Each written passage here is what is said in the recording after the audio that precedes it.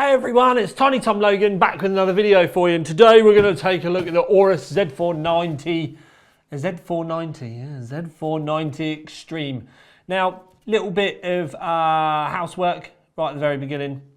We're going to focus on what Aorus have done with the new socket and the board they have prepared for it, rather than going into and pulling apart the Intel side of it specifically. And that's how I'm going to be reviewing all of the boards, as I would always as well. When we get into the nitty-gritty, pulling stuff apart, getting more critical, we will talk about that in the specific Intel review later on. Now, because of NDAs, this is going live on the 30th of April, I think. The days have all just kind of blurred into one. But anyway, it's going to go live on the 30th of April, 2020. Is it April or is it May? I can't remember. It's April. Yes, it's April. And then we will do the full review, hopefully on the 20th of May, providing that stuff arrives and samples and everything. So today is just going to be a good look around the board for the first stage of the NDA. One of the things I will say though is the information that I've got from Gigabyte HQ is definitely, compared to the other two manufacturers, incredibly light. And it's not particularly very helpful at all. And I would honestly say that it's just the information on the back of the box that they've given me, if not a little bit less. So it's going to be very much about the aesthetics today. When we do talk about all the mumbo jumbo underneath the heatsink, so specific VRMs and how everything's done, I'm sadly still waiting for that official information, but we can kind of go into it. And yeah, so let's crack on.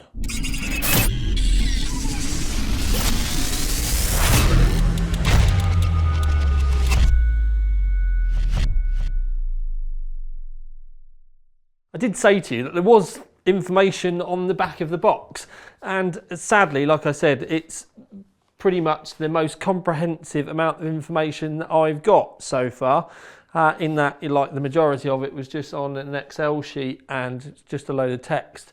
We normally get big PDFs with loads of information and big graphical things about like VRMs and exactly what they are. So I don't actually know. So 16 phases, I have no idea whether they're parallel wired. I have no idea whether they're running doublers. But Gigabyte last time, they were individual. It was a 16 phase controller, but this actually says smart power stage, so I don't know. So I know this really isn't much help, and it's probably going to be more about the aesthetics on the board itself. But these are the reason why I wanted to say this is I know we're having tough times and stuff like that, but for a reviewer not to get this information, it's something that they should have produced. And I mean that by HQ, Gigabyte in Taiwan. All of this information should have been prepared for us before the boards even got sent out. So I'm a bit disappointed. We can see tantalum polymer capacitors array. PCI Express 4 hardware design.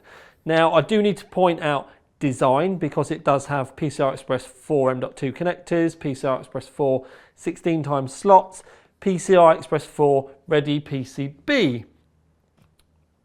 Doesn't really, you know, that's hardware design. I'm choosing my words very carefully. Hardware design. It might be limited by other factors such as the chipset or the CPU, but we don't know any of that yet, because we don't know whether the CPU or the chipset is going to have PCI Express 4. Hardware design. Anyway, it's also got a Quantia 10 GBE LAN on the back, as well as a 2.5 gigabits a second gigabit Intel 1. It's got Wi-Fi 6, got good armour on it. There's lots of mumbo jumbo and stuff going on around the back, which we'll talk about in depth. And it does support Thunderbolt 3 as well. Okay, so the boxes are all upside down, but that's because I've been in here taking photos. You do get a USB DAC. It's a USB Type-C connection, and then you get a 3.5mm connection at the end, and that is your digital analog decoder, your DAC. Other things that you get in the box, you get a manual, a little badge, the usual kind of stuff, USB, not USB, sorry, a driver CD. you get some cables. This is a little microphone. You can actually set your fan speeds up so that they are done by noise, as well as including or just temperatures. You also get a pair of, I do apologise, addressable RGB addressable RGB extension cables, and then you also get a pair of normal 4-pin addressable, start again Tom, 4-pin RGB connect cables. Can you understand that I've done a lot of these videos? You also get a wealth, 2, 4, 6 braided SATA cables, should you need them. You get a couple of Aorus branded Velcro cable tidies as well, very nice, keep your branding on point. The Wi-Fi antennas, there are a pair of, and you get one connector with each, so it's one cable coming out the back, so there are 2 screw Wi-Fi connectors on the back of the board, so you'd need to use both of these. And then in the front, this you clip into the board, and it's your it's your front panel header, so you can clip it onto the board, hide it around the back, keeps everything nice and tidy, saves all those little cables. This one is your USB 2, you get 2 into the header, and last time I had this they broke, but they're glued this time. They seem much more sturdy, as in the wires pulled out, but it's a shame that there's condiment cables. We can see the coloured cables. It would have almost been nicer that they had a little bit more heat shrink down here when they were fitting it all on, and they slid it over the top right at the end and then heat shrinked it so that you couldn't see those cables if they need to, the cables to be able to put them in the right ports. So it's just a shame, and I don't know, you might be able to get some heat shrink over that, but it's never going to then go down to, I don't know, 1/8 of its size, sadly. But it's just that little bit there. It might be really picky, but it's a shame. And I did say that about the last ones. But they do need a thumbs up because they have upgraded the way that they're fixed, and that's a definite progression on from the X570 and the TRX40 Extremes. So the main bit about the boards is going to be the power and VRM area, and there's definitely going to be a wide amount of difference between the boards depending on how much you've paid. Now I do know that we have 90 amp power stages. I don't know whether we're on doublers or anything like that. There are 16 of them as well. It could be a 16 times controller, but the fact it says power stage is making me think it's either parallel wired or they are running doublers, but I don't know. I did say about tantalum capacitors as well, or was it chokes? I can't remember. It says on the box, tantalum polymer capacitor array. So that's all really nice. One of the things that they also deserve a lot of prop for is the fact we've got old school heat sinks for the MOSFETs, but there's a massive amount of surface area there, so it means they actually cool really well. This time as well, we've got a textured black, kind of like crackled, very textured powder coat over the top. They look the absolute nuts. It's kind of, some people are going to think they're old school, and then some people are just going to be like, oh my god, they're going to be amazing. You can see the orange thermal pads underneath. It's the only real bit of colour on the board, other than these Weimer capacitors hidden down here for the ESS Sabre Hi-Fi audio. Okay, so as we start to work our way around the board, you can see the 2 8-pins in the top left hand corner, and they are both shielded as well as it falls off the stand. There we go. Metal shielding around the outside. There is a 4-pin fan header just to the left hand side as well. And then as we scroll across, you can see we have our 2 USB fan headers here. These 3 fan headers are actually the only vertical ones that you're going to see on the board as well. So you've got your overclock ignition button here, a couple of thermal sensor headers here, and you can see the PCI poster readout there for help with any stalls in post. There you can see, when it focuses, there you go, your reset and your power switch. Now, this board's actually got quite a nice party trick to it, and I'm scanning out so I can show you properly, and that is the aesthetics around the side and the top of the board are actually lovely. So you can see that you've got this lovely curve up here, and then you follow it round, but it's then matched into the rather large and substantial back plate as well. So rather than it just being flat and all folded, they've curved all the edges off. So you can't see under the board like you normally would do. Some boards you might have had like a row of LEDs here to clean the lines up, but they've done it with the back plate, and I really like it. It shows some lovely attention to detail, and yeah, I'm just a big fan.